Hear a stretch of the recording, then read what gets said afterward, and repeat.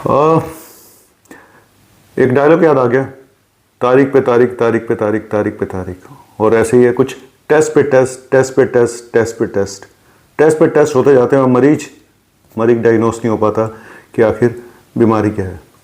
जी हाँ, यही टॉपिक है।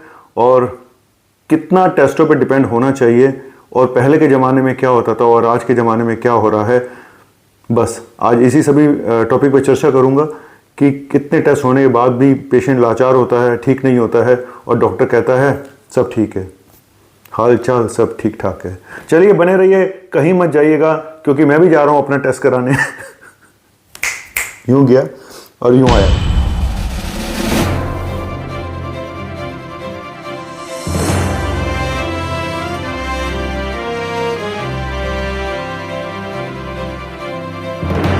हाय, गुड मॉर्निंग, सत श्री अकाल, आदाब, नमस्कार, वणक्कम एंड जय हिंद। जी हाँ, जैसा कि टॉपिक है कि टेस्ट पे टेस्ट, टेस्ट पे टेस्ट, टेस्ट पे टेस्ट। बहुत बार ऐसा होता है कि जब मरीज डॉक्टर के पास जाता है एक प्रॉब्लम को लेके, क्रॉनिक प्रॉब्लम को लेके या एक्यूट प्रॉब्लम को लेके, और टेस्ट नॉर्मल होते हैं और डॉक्टर कई बार ये बोल देते हैं कि कुछ नहीं है, जाइए आराम से जाइए, स्ट्रेस मत रखिए, आप बहुत टेंशन रखते हैं, और ये कह के या आपकी नसें वीक है ये कह के मरीज को घर भेज दिया जाता है कि कुछ नहीं है। और कई बार बहुत बड़े बड़े हादसे हो जाते हैं और कई बार पेशेंट परेशान रहता है, बीमार रहता है, 6-6 महीने, साल गुजर जाते हैं, उसकी बीमारी का पता ही नहीं चलता क्योंकि टेस्ट सारे नॉर्मल है।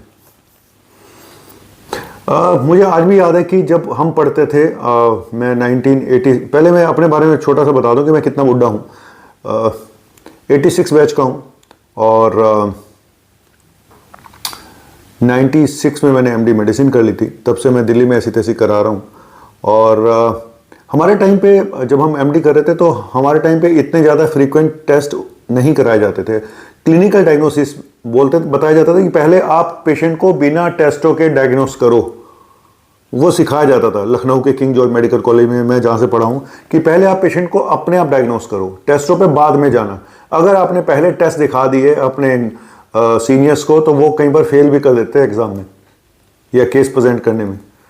तो आजकल लेकिन उल्टा है, आजकल आप मरीज 2-4 बात बताता है उससे पहले टेस्ट लिख दिए जाते हैं, ये करा के लाओ तब बात करेंगे। और कई बार टेस्टों की रिपोर्ट गलत आ जाती है, उसके बेस पे सब कुछ चलना शुरू हो जाता है। मैंने पहले ही बताया कि जो अब जो क्वालिटी डॉक्टर्स की आ रही है वो बहुत ही क्वेश्चन मार्क है उसके ऊपर। इस पर तो मैं आज बात नहीं करूंगा क्योंकि इस पर मैं ऑलरेडी बात कर चुका हूं। आज मैं आपको कुछ छोटे मोटे एग्जांपल दूंगा कि किस तरह से टेस्टों के चक्कर में पेशेंट कई बार बर्बाद हो जाते हैं। सबसे पहला एग्जांपल कि पेशेंट को कुछ घबराहट हुई, चेस्ट डिस्कम्फर्ट हुआ या गर्दन में दर्द हुआ, बाजू में दर्द हुआ, डॉक्टर ने कहा ईसीजी कराओ, ईसीजी कराया तो नॉर्मल था। डॉक्टर ने चलो ईसीजी नॉर्मल है, कोई बात नहीं। और डॉक्टर ने पूछा कि कोई टेंशन है, उसने कहा हाँ जी रात को नींद नहीं आई थी। तो डॉक्टर ने कहा अच्छा ठीक है। उन्होंने कहा चलो एक टेस्ट और करा ले, ट्रोप्टी करा के देख लो, जो ब्लड टेस्ट होता है हार्ट अटैक देखने का, वो कराया, वो भी नॉर्मल था और डॉक्टर ने उसको घर भेज दिया। और ऐसा हाल फिलहाल में कई बार सुनने में आया कि दिल्ली में भी 1-2 कार्डियोलॉजिस्ट की डेथ इसी वजह से हुई कि उनके टेस्ट नॉर्मल थे, घर भेज दिया। और अगले दिन पता चला कि रात में पेशेंट की डेथ हो गई, उसको हार्ट अटैक था जो टेस्टों में नहीं आ पाया। तो क्या करना चाहिए था? कायदे से इस पेशेंट को, कई बार ये भी होता है कि ईसीजी, मैंने जैसे अपने वीडियो में बताया कि ईसीजी एबनॉर्मल होता है कई बार शुरू में, लेकिन वो इतने माइन्यूट चेंजेस होते हैं कि जो कई बार बहुत ध्यान से ना देखो तो पकड़ में भी नहीं आते। कई बार पेशेंट की हिस्ट्री बहुत सिग्निफिकेंट होती है, कई बार हिस्ट्री नहीं भी होती है इतनी सिग्निफिकेंट। तो कायदे से पेशेंट को बहुत, आपको चेस्ट पेन के मामले में या चेस्ट डिस्कम्फर्ट के मामले में या घबराहट के मामले में बहुत ही आपको फोकस रहना पड़ता है और पेशेंट को छोड़ना नहीं है 24 घंटे तक। ये सोच लो आप, अगर पेशेंट को बीपी हाई है, पेशेंट डायबिटिक है, पेशेंट की फैमिली हिस्ट्री, अगर आपको एक भी रिस्क फैक्टर पेशेंट के बारे में पता है, पूरी हिस्ट्री लो डिटेल में, तो आपको उसको जाने नहीं देना है। उसका रिपीट ईसीजी कराओ 2 घंटे बाद, ठीक है, उसका ट्रोप्टी फिर कराओ 6 घंटे बाद, और उसको कायदे से उसको एडमिट करना चाहिए था। लेकिन बात वही है कि हम टेस्टों के ऊपर डिपेंडेंट हो गए हैं, टेस्ट नॉर्मल तो सब कुछ नॉर्मल, जबकि ऐसा नहीं है। 1/3 हार्ट अटैक के पेशेंट में ईसीजी नॉर्मल भी आ सकता है, पहला ईसीजी। यहीं पे सारा कैच है कि हम अगर दिमाग ना लगाएं तो पेशेंट के साथ कुछ भी हो सकता है। तो ये जो चेस्ट पेन होते हैं, घबराहट होती है, बेचैनी होती है, ये कई बार ले डूबती है इंसान को। गैस बन रही है जी, गैस बन रही है, डॉक्टर ने गैस की दवाई दे दी। अच्छा उल्टी भी आई थी, अच्छा उल्टी की भी दवाई दे दी। ईसीजी कराया ही नहीं क्योंकि पेट में दिक्कत थी, फीमेल में ऐसा होता है, और हार्ट अटैक था। तो क्लिनिकल सिम्टम, क्लिनिकल हिस्ट्री बहुत इंपॉर्टेंट होती है और पेशेंट को कंप्लीट एग्जामिनेशन करना चाहिए। पहली चीज़ ये तो मैंने एक हार्ट का बताया। अब आते हैं फीवर के ऊपर। मैं एग्जांपल दे रहा हूँ जिससे आपको कुछ पता चल जाए, और जूनियर डॉक्टर्स के लिए भी बहुत इंपॉर्टेंट टॉपिक है। पेशेंट को फीवर है, फीवर पिछले 10-15 दिन से चल रहा था, गला खराब था, ये था वो था, वो आपने दवाइयाँ दी, सब ठीक हो गया, फिर दोबारा शुरू हो गया फीवर, तो फिर आपने फिर दोबारा से एंटीबायोटिक शुरू कर दी। यही होता है, फिर 2-4 टेस्ट करा दिया, टाइफाइड वाइफाइड। टाइफाइड का टेस्ट तो ऐसा होता है जो हर बार पॉजिटिव आ जाता है, उसकी दवाइयाँ शुरू हो जाती हैं। टाइफाइड के टेस्ट के तो भगवान मालिक है, ठीक है, फॉल्स नेगेटिव, फॉल्स पॉजिटिव, पता नहीं क्या क्या। उसके बाद पेशेंट को यूरिन टेस्ट कराया तो यूटीआई निकल गया, तो उसका इलाज शुरू हो गया। लेकिन पेशेंट ठीक होने का नाम नहीं ले रहा। पेशेंट का 4 किलो वजन भी कम हो गया, फीवर 1 महीना हो चुका है, लेकिन फिर दूसरे डॉक्टर पे गए, उसने कहा एक्सरे कराओ, एक्सरे भी नॉर्मल, लेकिन पेशेंट फिर ठीक नहीं। 2 महीने हो गए, और था क्या उसको ट्यूबरकुलोसिस थी। किसी डॉक्टर ने फिर सीटी स्कैन करा के देखा तो उसको गांठें थी टीबी की या सार्कोडोसिस थी। तब जाके 2 महीने बाद उसका इलाज शुरू हुआ। लेकिन कई जगह अगर भाग्यशाली नहीं है तो वो कहीं कॉम्प्लिकेशन हो सकता है, वो पेशेंट वो ट्यूबरकुलोसिस जो थी वो दिमाग में भी जा सकती है, और टीबीएम, एक बार टीबी दिमाग में चली जाए तो बहुत ही रिस्की होता है पेशेंट का बच पाना। तो इसीलिए ये टेस्टों की लिमिटेशंस है, और टेस्ट कराना आसान है, टेस्टों को समझना बहुत मुश्किल है। सच बता रहा हूँ, कई बार टेस्ट आपको गलत डायरेक्शन में दौड़ा, अब रिपोर्ट ही गलत है। अल्ट्रासाउंड में आधी रिपोर्टें गलत होती हैं, करने वाले आधे ऐसे तो माशाल्लाह। मैं फिर वही बोलूँगा कि किसी की डिग्री सस्पिशियस है तो किसी को 6 महीने का कोर्स करके अल्ट्रासाउंड करने बैठ गया है, किसी ने डिग्री तो ले ली है लेकिन उसको आता कुछ नहीं है ना। तो वो अब पेट में गांठें थी तो उसने मिस कर दी, एक्सरे उसने बता दिया नॉर्मल है, एक्सरे नॉर्मल नहीं था, सीटी स्कैन नॉर्मल बता दिया। ऐसा मेरे पेशेंट के साथ हुआ जहां सीटी स्कैन कराया गया, सीटी स्कैन नॉर्मल बता दिया गया, लेकिन मुझे लगा कि नहीं नॉर्मल नहीं है। मैंने दूसरी ओपिनियन ली तो पता चला इसको तो लिम्फेडिनोपैथी है, ट्यूबरकुलर है। अगर हम रिपोर्ट, मैं यही बोलूंगा जूनियर डॉक्टर से कि रिपोर्टों पे भी आंख बंद करके विश्वास ना करें। जो रिपोर्टें आपके सामने आ रही हैं कि रिपोर्टें भी ठीक हैं नहीं है। अब एक और पेशेंट, चलो यहां पे ये एग्जांपल दिया मैंने, अब एक और पेशेंट है। अब टाइफाइड का तो इतना मिसयूज होता है मैं बता नहीं सकता हूं आपको। टाइफाइड का जितना मिसयूज होता है, गांव में इधर उधर इंजेक्शन ठोक दिए जाते हैं, हर पेशेंट को टाइफाइड बना दिया जाता है। अब तीसरा पेशेंट वो जिसका वजन कम होता जा रहा था, सारे टेस्ट नॉर्मल, सारे टेस्ट नॉर्मल, ऊपर से लिखे, हर बार डॉक्टर के पास जाते हैं, डॉक्टर सारे टेस्ट कराते हैं, टेस्ट नॉर्मल है, और वो बोल देते हैं कुछ नहीं है जी, कुछ नहीं है, ताकत की दवाइयाँ खाओ, इंजेक्शन लगाओ, आपका B12 कम है, आपका फलाना कम है, आपका ये कम है, आपका वो कम है। किसी ने भी पेट स्कैन कराने की जरूरत नहीं समझी, और पेशेंट को कैंसर था, पेट स्कैन में आ गया। ये और कई बार छोटी चीजें होती, पेशेंट डिप्रेशन में था, उसकी वजह से वेट लॉस हो रहा था, लेकिन उसकी तरफ किसी ने ध्यान ही नहीं दिया। पेशेंट की हिस्ट्री कायदे से ली नहीं गई, पेशेंट डिप्रेशन में था।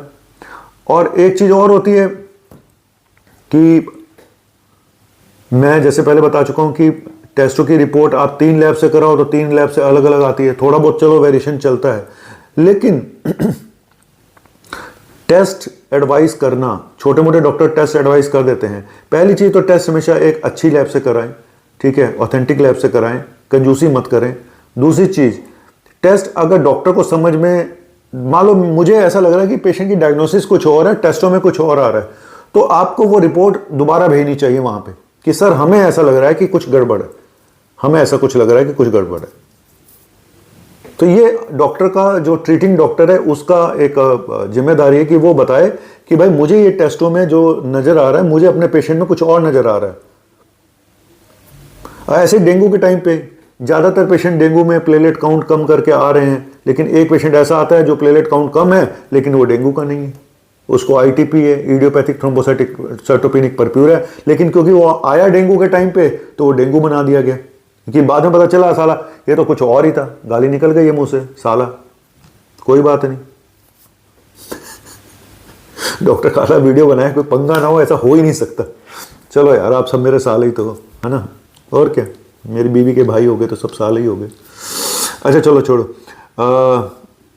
तो मेरा कहने का मतलब ये है कि पेशेंट को क्लिनिकली एग्जामिन करें, नंबर 1। नंबर 2, टेस्ट एडवाइस करें, नो डाउट, लेकिन पहले पेशेंट को क्लिनिकली देखें कि इसको है क्या। ठीक है, आते ही टेस्ट लिख देना, 36 टेस्ट लिख दिए, उसके बाद बस अपना काम हो गया, है ना। वो टेस्ट भी क्यों लिखे जाते हैं, वो आप ज़्यादातर पेशेंट को ये पता लगता है कि कमीशन के चक्कर में लिखे जाते हैं।